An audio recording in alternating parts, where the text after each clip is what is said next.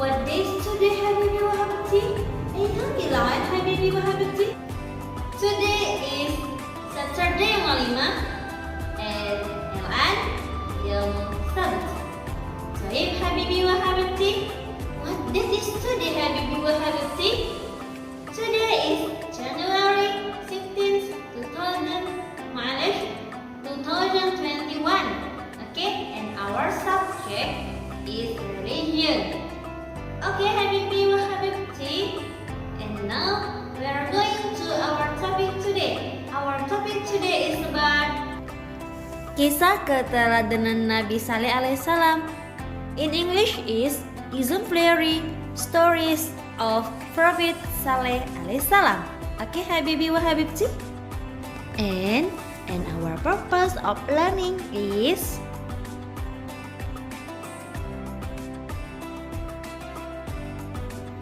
and our scientific word are number 1, clan, kaum. Number 2, worshipping, menyembah. Number 3, idols, berhala. Number 4, miracle, mukjizat.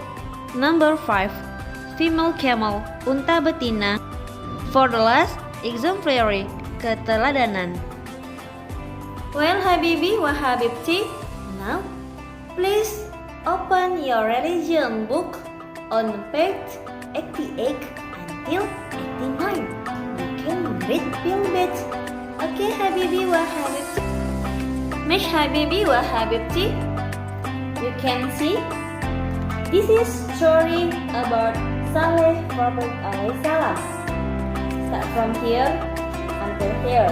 Before Ana explain about the topic, let's watch this video ma'abad.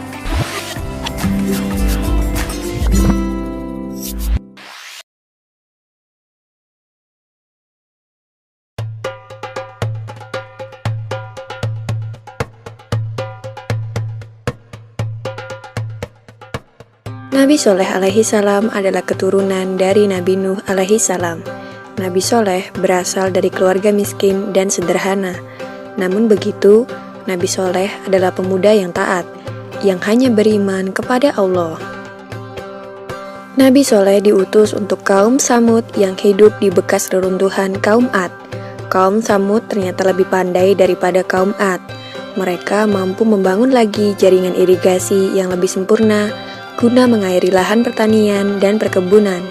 Berkat kegigihan kaum Samud, negeri tandus itu pun bisa dibangun kembali. Bangunan di tempat itu megah dan mewah. Gunung-gunung dipahat menjadi istana yang indah. Tanah di tempat itu juga subur, pepohonan hijau dan buahnya lebat. Hasil panen selalu melimpah ruah. Seluruh kaum Samud hidup sejahtera dan tercukupi. Namun keberhasilan itu justru membuat kaum Samud lalai dan sombong. Mereka tidak mau menyembah kepada Allah. Mereka menganggap rezeki yang mereka peroleh bukan karunia Allah, melainkan hasil usaha mereka sendiri. Oleh karena itulah, Allah mengutus Nabi Soleh agar berdakwah untuk kaum Samud agar kembali ke jalan yang benar. Nabi Soleh pun mulai berdakwah. Beliau mengajak kaum Samud untuk menyembah Allah. Namun kaum Samud sama sekali tidak menghiraukan ajakan Nabi Soleh dan menganggap Nabi Soleh sebagai pembohong belaka. Kaum Samud lalu menuntut Nabi Soleh untuk mengeluarkan mukjizat.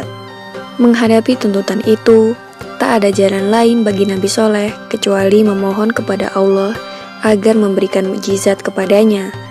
Allah lalu mengabulkan permohonan Nabi Soleh. Suatu hari, Nabi Soleh mengajak kaum Samud untuk pergi ke kaki gunung. Orang-orang kafir itu mengikuti Nabi Soleh bukan karena mempercayainya. Mereka malah berharap agar Nabi Soleh tidak bisa mengeluarkan mukjizatnya dan dapat menghinanya sepuasnya. Sesampainya di kaki gunung, kaum Samud meminta Nabi Soleh agar mengeluarkan seekor unta dari sebongkah batu besar. Sebuah permintaan yang tidak masuk akal. Namun, betapa terkejutnya kaum Samud karena tiba-tiba sebongkah batu besar itu terbelah. Dari dalam bongkahan batu itu keluar seekor unta betina. Orang-orang dari kaum Samud keheranan, menepuk-nepuk pipi mereka dan memandang tak percaya. Setelah kejadian itu, beberapa orang mulai percaya. Mereka membenarkan kenabian Nabi Soleh alaihi salam. Kabar itu segera tersebar ke seluruh penjuru negeri. Air susu unta yang keluar dari batu itu banyak sekali dan cukup untuk diminum seluruh penduduk. Orang-orang bergembira, mereka bisa minum susu unta sepuasnya. Akan tetapi masih ada juga orang yang berkeras hati tidak mau percaya dan menganggap semua itu hanyalah sihir belaka. Orang-orang kafir yang tidak mau mempercayai Nabi Soleh kemudian memilih 9 algojo kejam yang selama ini sering menyiksa pengikut Nabi Soleh untuk membunuh unta tersebut. Melalui malaikat Jibril, Allah memberitahu rencana pembunuhan unta itu kepada Nabi Soleh. Beliau kemudian datang untuk menasehati orang-orang kafir itu agar bertaubat dan mengurungkan niat jahat mereka. Namun tekad mereka sudah bulat. Dengan membawa pedang yang terhunus, mereka mengejar unta Nabi Soleh dan membunuhnya dengan pedang yang sudah diasah tajam. 9 algojo itu kemudian mendatangi rumah Nabi Soleh karena mereka juga ingin membunuhnya. Namun dalam perjalanan, mendadak batu-batu besar melayang menghantam mereka dan mereka meninggal. Azab Allah pun turun berupa petir yang menyambar dengan amat keras.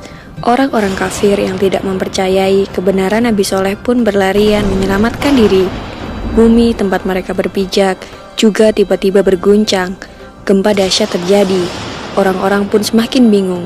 Bencana datang dari atas dan bawah. Akhirnya setelah azab itu diturunkan, semua kaum Samud binasa. Tak ada lagi yang tersisa kecuali 120 orang yang beriman kepada Allah dan mengikuti dakwah Nabi Soleh.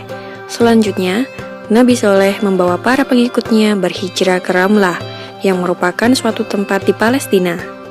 Demikianlah kisah Nabi Soleh alaihi salam tentang mukjizat unta yang keluar dari dalam batu. Semoga kisah ini dapat mempertebal iman kita dan percaya tentang kebesaran Allah Subhanahu wa Ta'ala. Amin ya Robbal Alamin. Sayyid Habibi wa Habibti, from this story, we know that